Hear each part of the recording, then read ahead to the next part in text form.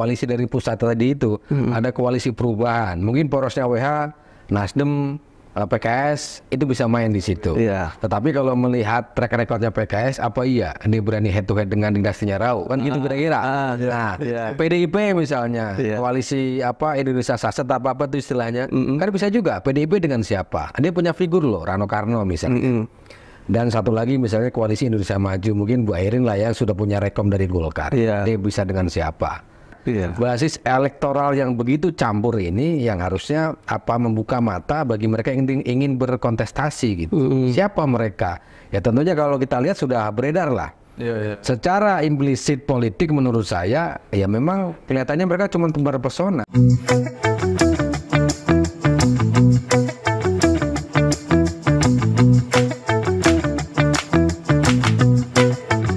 Assalamualaikum warahmatullahi wabarakatuh. Jumpa lagi bersama saya Muhammad Fahmi dan saya Deddy Maksudi dalam program podcast YouTube Satelit News. Satelit News jauh menjangkau, jernih bersuara.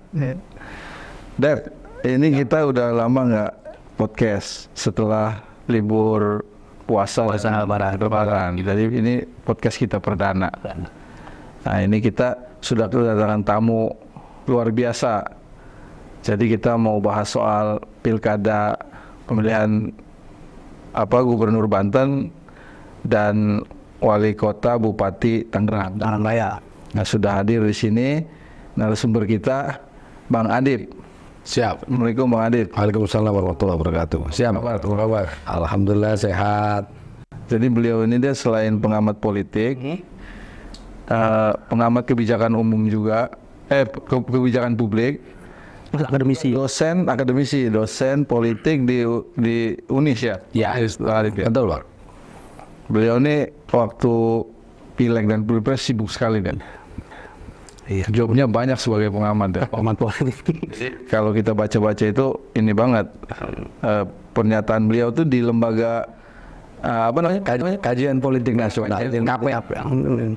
Berarti kita tidak salah. Nggak salah, udah pas banget. Karena setelah itu juga, setelah pileg dan pilpres, beliau ini banyak juga mencoroti persoalan isu-isu pilkada di Banten dan Tangerang terutama. Oke Bang Adib, kita langsung aja mulai dari menurut Bang Adib ini Pilgub Banten ini akan ada berapa calon? Ya pasti gini Bang Fahmi, saya awali semua kan sering saya katakan bahwa pilkada lah tepatnya ya di November 2024 itu gubernur maupun Tangerang Raya dan semuanya di Banten lah pasti modal dasarnya perolehan pileg ini kan. Pileg kan udah selesai nih. Yang penting adalah pileg selesai, itu ada bahan dasar di situ. Kalau ditanya soal Pilgub Banten saya kira pasti ada penantang. Tidak mungkin lah satu pasang calon lawan kotak kosong. Pasti ada. Cuman gini, hanya beberapa catatan, peluang terbuka untuk maju itu sebenarnya lebar.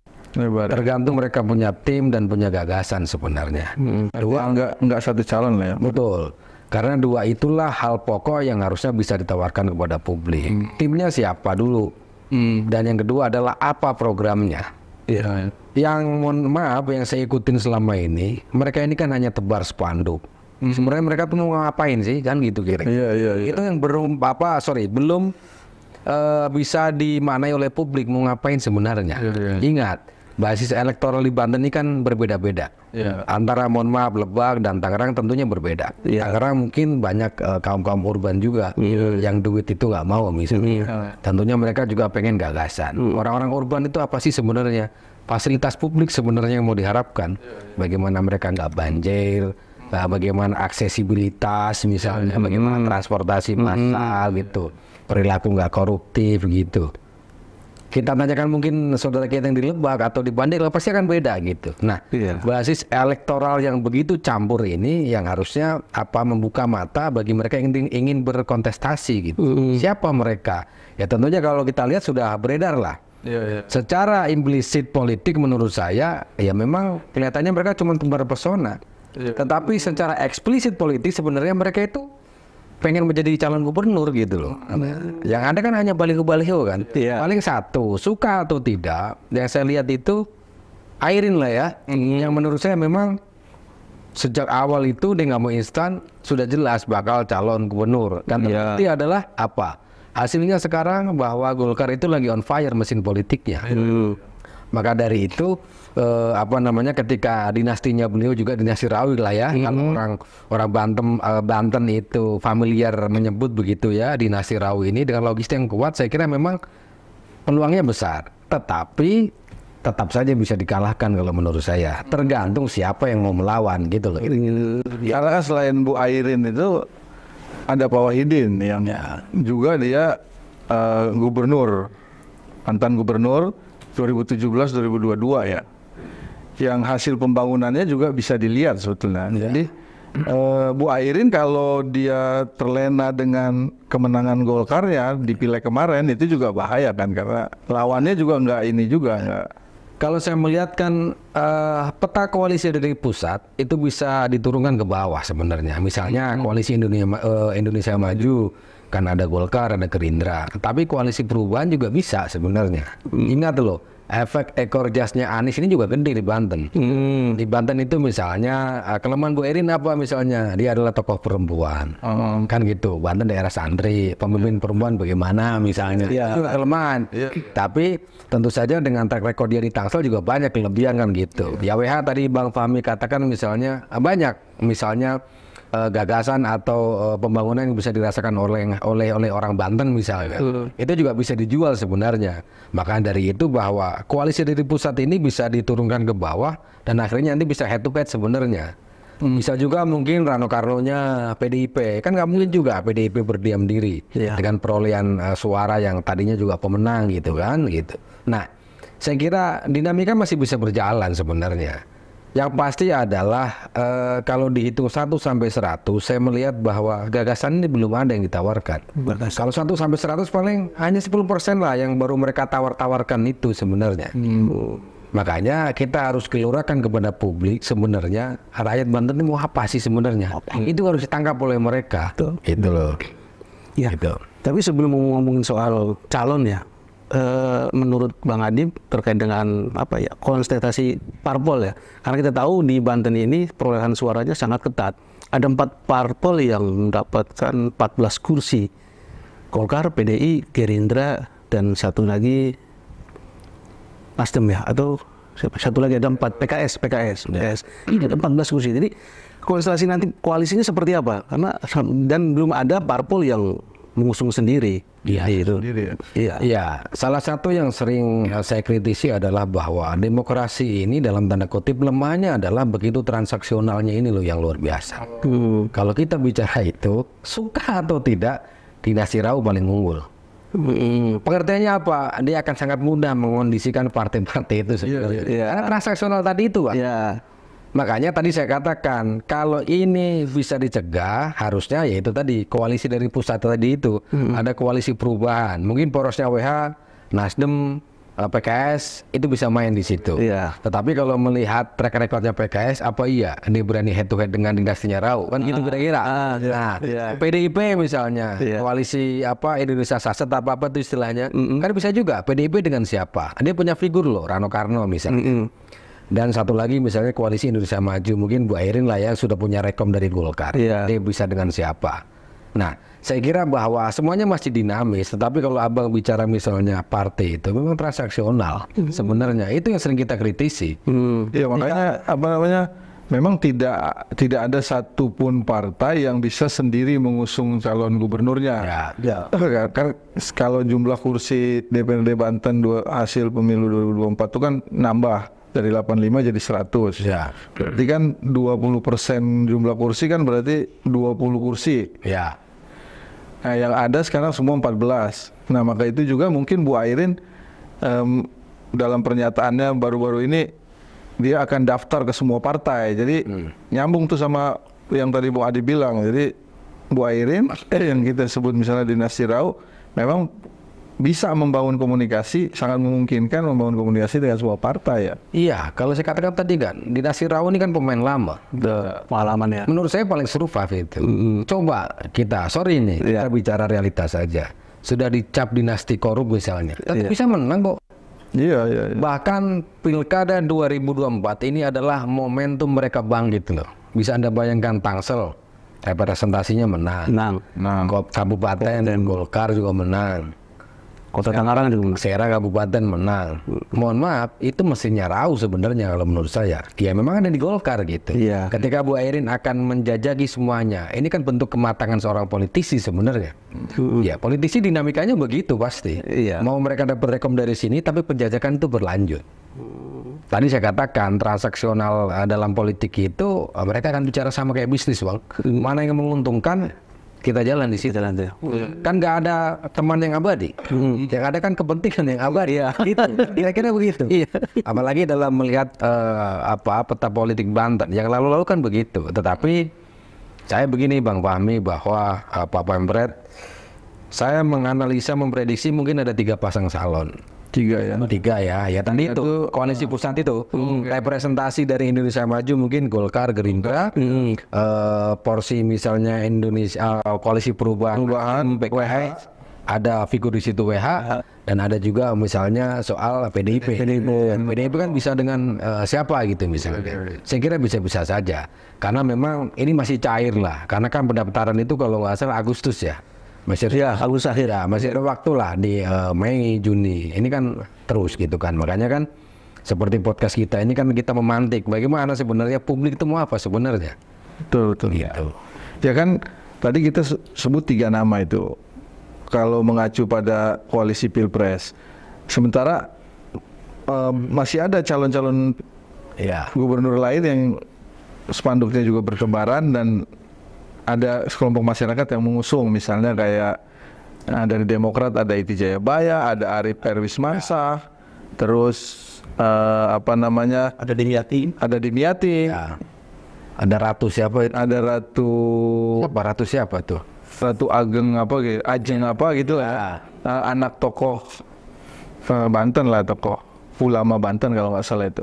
Nah peluang mereka itu sejauh mana itu? Iya, saya kira pastikan dengan irisan elektoral di Banten menurut saya bahwa track record itu penting menurut saya. Iya. Jadi bisa juga misalnya nanti Demokrat itu dengan PDIP, dengan Arief naik misalnya kan bisa juga. Iya. Track record itu penting. Makanya sebenarnya kalau di Banten ini menurut saya tetap perang bintang gitu. Ada misalnya WH, mantan wali kota, gubernur, ada Airin, ada Rano mantan petahana juga, ada Arief Wismansyah misalnya. Ada Zaki misalnya, ada Ratu Tatu misalnya, ada Iti, ada Irna, ada Dimyati, kan banyak. Jadi surplus tokoh potensial di Banten ini kan harus digodok begitu sebenarnya. Makanya tadi saya memprediksi mungkin bisa juga menjadi 3 gitu loh. Tergantung nanti dinamika politik yang terjadi. Misalnya irisan antara Tangerang Raya dan Serang Raya. Politik tadi saya katakan kepentingan yang abadi. Kita bisa nggak misalnya tiba-tiba terjadi gitu nanti Arief dengan Iti duet, atau nggak Arief dengan RK misalnya, RK dengan siapa, WH dengan siapa, Airin dengan siapa. Ini kan pola-pola yang ibaratnya permainan bidak catur politik saja sebenarnya. Ketika dia majuin pion, yang keluar apa nih kan gitu kira-kira. Nah saya kira ini masih panjang ya, tetapi bahwa irisan elektoral ini menjadi salah satu faktor untuk menentukan siapa yang akan maju dan berdua dengan siapa. Saya kira itu. Dari ketiga calon itu yang potensial ya, artinya punya track record yang mumpuni, Bu Airin, Pak Rano dan Pak Wahidin Halim. Kira-kira kelebihan dan kekurangannya apa ya? Iya, saya kira hampir berimbang ya. Karena kan tadi saya katakan track record. Tetapi satu bahwa jangan lupa tiket alias karpet merah itu yang punya partai politik. Kalau kita bicara itu, WH, Airin mungkin dan Rano Karno mungkin bisa leading. Kan gitu, ibaratnya separuh jalannya sudah ada. Tinggal bagaimana merangkai teman saja. Yang kedua tentunya track record juga, prestasi. Makanya suka atau tidak pernah saya katakan bahwa Arief itu juga punya prestasi. Dia termasuk muda loh. Pemimpin yang 15 tahun misalnya. Lihatlah Tangerang versus Tangsel versus Kabupaten. Zaki itu juga pasti punya prestasi, Airin juga pasti punya prestasi dan punya kelemahan mereka gitu. Nah, saya kira inilah yang harusnya tadi saya katakan ada 2 hal, tim dan gagasan mereka kepada publik yang ingin ditawarkan. Ketika gagasannya bagus, timnya juga bagus, bagaimana merangkai komunikasi politik kepada publik, ini kan menjadi ruang pembeda sebenarnya. Jadi antara popularitas, likabilitas biasanya elektabilitas juga bagus.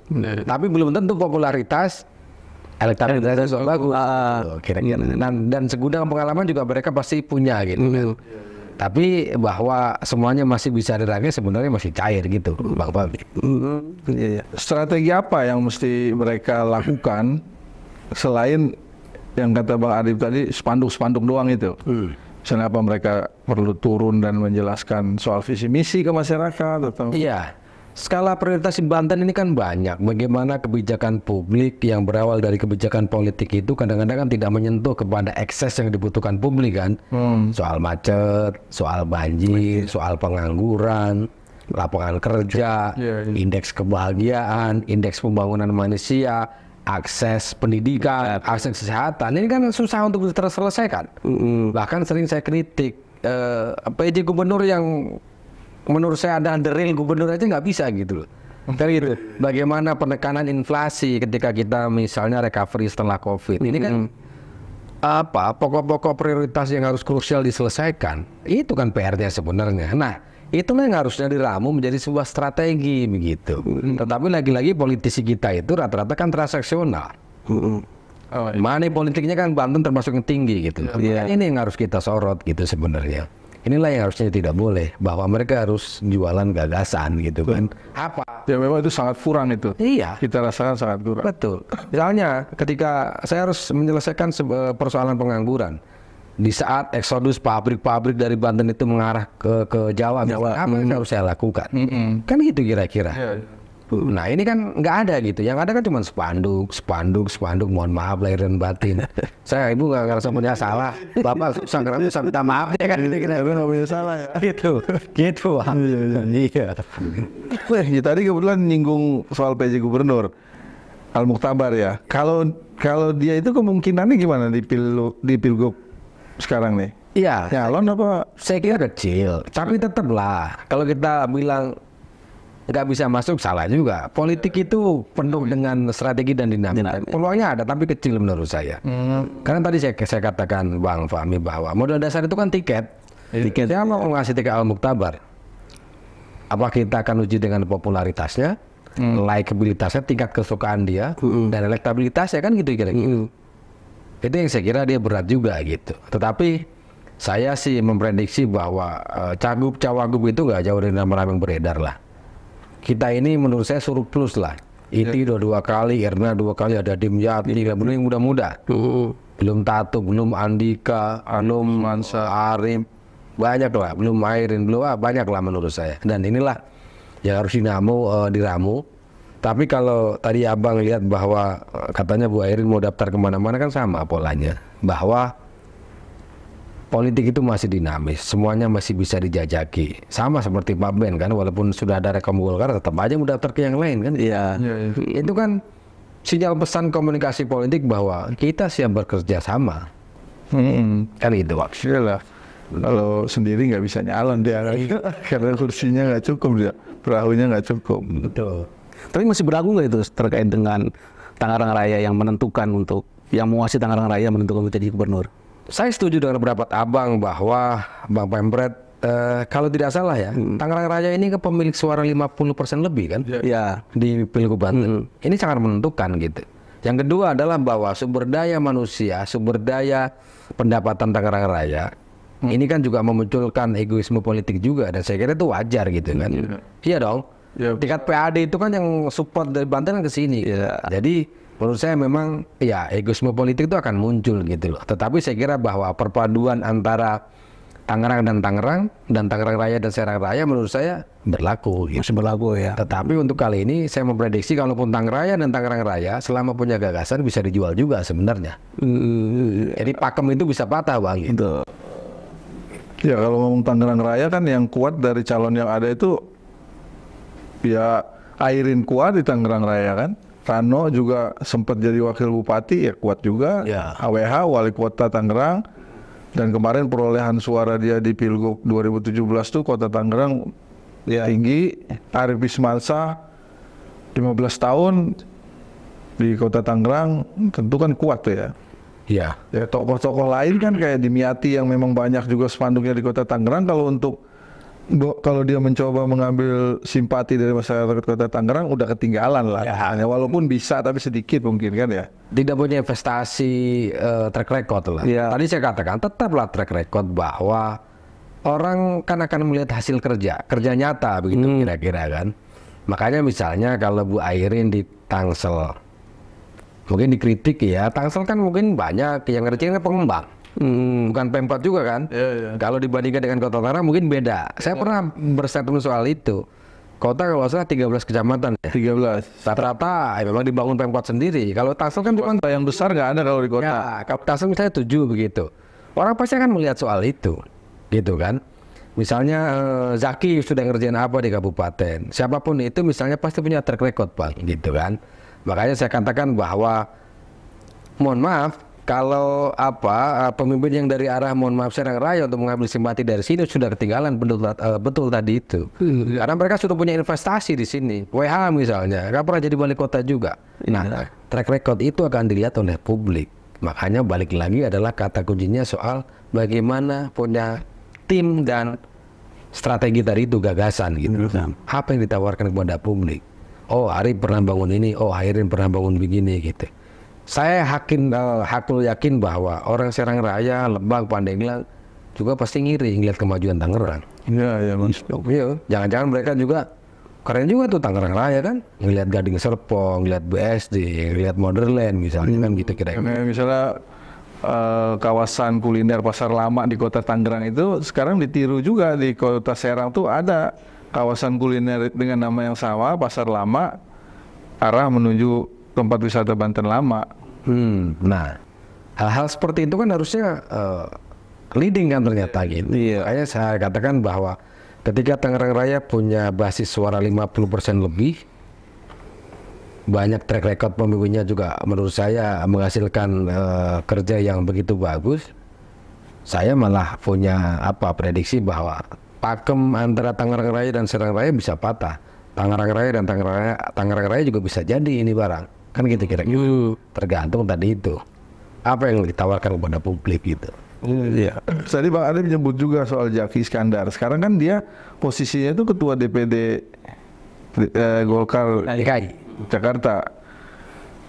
Apa dia masih mungkin ikut konsentrasi di Banten atau dia fokus Gubernur Jakarta itu? Iya, kalau mungkin pasti ada kemungkinan. Tapi sekali lagi kecil. Karena apa? Rekom kan udah jelas kepada Airin. Oh iya, Golkarnya ya. Enggak mungkin Golkar ketemu Golkar kan kira-kira. Tapi itulah politik sebenarnya. Bisa saja terjadi. Ya kalau misalnya Airin paket sama gitu ya dari Golkar. Kalau Airin misalnya jadi menteri gitu kan. Oh gitu, iya. Kan yang didukung jadi lagi presiden kan. Iya. Zaki bisa masuk. Tapi kalau Anda katakan Zaki harus ke Pilgub DKI menurut saya kecil. Peluangnya kecil. Iya. Lebih Zaki itu malah lebih kuat kalau nyalon gubernur Banten. Menurut saya lebih kuat untuk nyalon gubernur Banten gitu. Banyak yang bisa ditawarkan karena terahnya dia itu kan ada di sini gitu. Gitu. Ya, bapaknya Bupati Tangerang 2 periode. Militansinya pasti punya kan. Iya. Jaringannya sangat kuat juga. Ya, jaringan, kader-kader mereka pasti kuat kan gitu. Kalau di KI siapa? Apa yang mau ditawarkan? Kan itu. Makanya saya katakan bahwa peluangnya kalau untuk adu kontestasi harusnya di Banten, cuman kan bordernya ada di Airin. Tapi tokoh baru yang kira-kira bisa muncul di Pilgub Banten tuh, kira-kira siapa yang bisa potensi muncul? Kalau mungkin nama susah untuk saya sebut, tapi yakinlah Bang, ketika teknologi informasi sudah begitu tinggi seperti ini, orang bisa mengakses media sosial. Tentunya mereka yang punya tawaran inovasi, gagasan, itu yang harus ditawarkan kepada mereka. Ingat, basis elektoral di Tangerang Raya adalah kaum-kaum urban, anak-anak muda. Ingat juga faktor pemilih, jumlah pemilih kaum milenial itu juga yang umurnya 17 sampai 35 sampai 40 tahun itu banyak. Apatisme politik umur 17 sampai 25 tahun itu juga banyak. Mereka itu kan gampang disentuh dengan komunikasi komunikasi anak muda. Tokoh itulah yang ketika bisa merangkai itu semua, saya kira mereka akan menjadi rising star sebenarnya gitu. Iya, maksud lu kan tadi tokoh impor impor, misalnya kayak artis gitu kan. Ya, sampai sekarang kan kita belum lihat tuh. Malah kalau di Kabupaten Tangerang katanya ada Raffi Ahmad lah disebut, di Kota Tangerang ada Prilly Latuconsina lah katanya mau maju. Sebutan media aja itu, Pak. Iya, sebutan media ya. Ya karena lagian Raffi Ahmad mau ngapain dia jadi bupati Tangerang. Lip service politik lah. Rakyat udah kaya, ngapain mau jadi miskin? Pusing kan juga Kabupaten Tangerang, luas sih lah ya. Iya. Jadi Pilgub tuh memang kita masyarakat Banten tuh gak kekurangan siapa yang mau dia pilih. Iya. Figurnya banyak. Tinggal bagaimana figurnya ini memanfaatkan peluang, menarik perhatian, menarik kesukaan masyarakat, ya kan? Tinggal gitu doang sebetulnya ya. Apalagi banyak anak-anak muda. Tadi Bang Adem juga katakan memang anak-anak muda sekarang tuh nggak bisa diabaikan karena di Banten tuh tinggi juga populasi anak muda itu. Nah saya lihat kalau hanya belum ada calon yang fokus juga ke anak-anak muda kelihatannya ya. Bener nggak gitu ya? Iya. Rata-rata kan pakemnya kan ya gitu-gitu aja, nyebar spanduk, pemain-pemain lama. Karena mungkin strateginya masih, yang saya lihat agak fokus itu sering di pemerintah kan Bu Airin, dia door to door kan. Iya. Nah ini juga menurut saya bagus juga gitu. Sebenarnya menawarkan gagasan kan gitu. Makanya kalau tokoh lain mau nunggu tiket, ketinggalan nanti takutnya. Menurut saya sih harusnya mulai dari sekarang, gitu kan. Karena memang ya investasi itu tidak bisa instan dalam politik gitu, ya kan. Saya juga nggak tahu sih, mungkin Bang Adib tahu sepak terjang misalnya kayak tokoh lain seperti WH itu, apakah WH juga sering melakukan pertemuan-pertemuan dengan masyarakat apa enggak tuh ya? Kalau model WH sih saya kira mereka beliau kan jual yang sudah dikerjakan. Keuntungannya petahana kan begitu. Dan keuntungan orang yang pernah menjabat, wali kota atau siapa, itu enaknya begitu. Tapi saya kira bahwa ketika Airin pernah jadi wali kota tapi masih turun lagi, berarti belum tentu juga. Beliau mungkin kurang yakin juga gitu kan. Karena kan Tangsel yang kerjain. Kita kira-kira. Ya. Dari calon yang ada itu, ini mungkin pertanyaan terakhir saya terkait Pilgub Banten. Dari calon yang ada itu kan yang senior secara usia tuh Pak Wahidin. Apakah usia itu menjadi kendala bagi Pak Wahidin, menjadi kelemahan? Misalnya ada masyarakat ya sudahlah Pak Wahidin sudah terlalu senior, atau enggak karena politisi kita ini kan rata-rata bahwa umur itu kan nggak ada masalah. Mereka kan selalu bisa bilang dengan bahasa normatif kan, panggilan negara, panggilan jihad lah, panggilan kemanfaatan lah, apapun itu. Saya kira umur juga memang menurut saya tidak menjadi patokan juga, selama memang dia bisa menghadirkan sesuatu kemaslahatan, menghadirkan sebuah gagasan, sebuah bagaimana kemanfaatan buat rakyat, kenapa enggak kan gitu kira-kira. Biarkanlah, yang terpenting bahwa kontestasi politik itu harus dihadirkan dengan cara-cara yang elegan, cara-cara bermartabat, bagaimana berpolitik memang betul-betul mendidik publik gitu kan. Dan outputnya adalah bukan hanya sekedar mereka berlomba-lomba meraih kekuasaan, tetapi betul-betul memang ya ini mereka pengen bekerja untuk publik gitu loh. Itu yang terpenting gitu kan. Kadang-kadang kan esensinya kan lari dari visi misinya kan gitu. Ujungnya yang kaya nanti tim suksesnya kan gitu kira-kira. Iya. Sekarang kita ke Pilkada Tangerang Raya. Kita ke Kota Tangerang dulu.